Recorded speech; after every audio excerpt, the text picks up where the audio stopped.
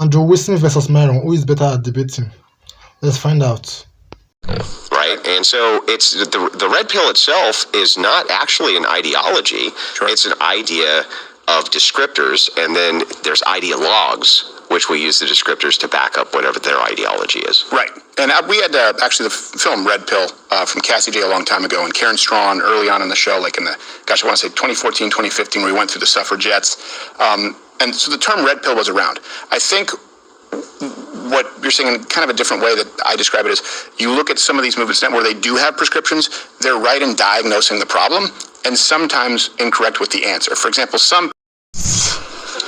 Well, I think it's instilling a relationship dynamic where the woman needs to work to get his validation. She's just not going to get it for just existing and having a...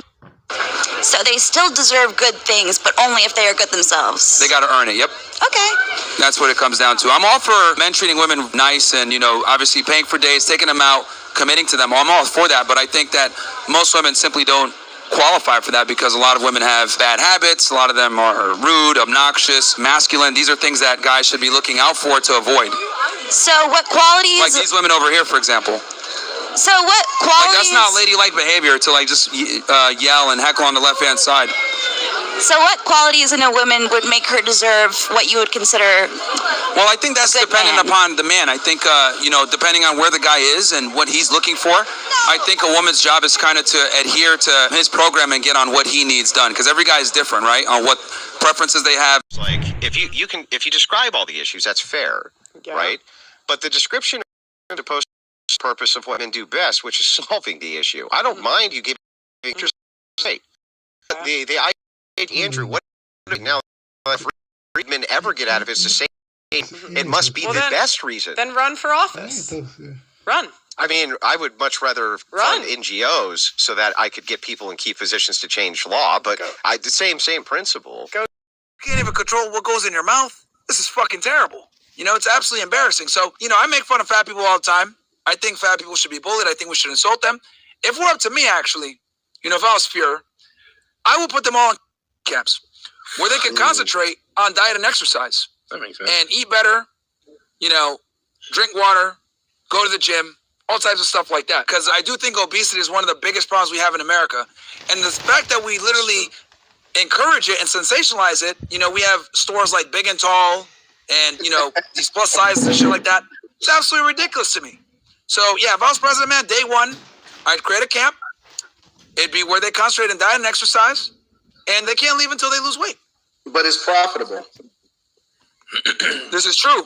Programs which promoted the nuclear family or the cross-generational family at a propaganda level, national level, like we would do with patriotism during a war, things like that. Do you think that we would have more or less as it came to traditional family units, more or less?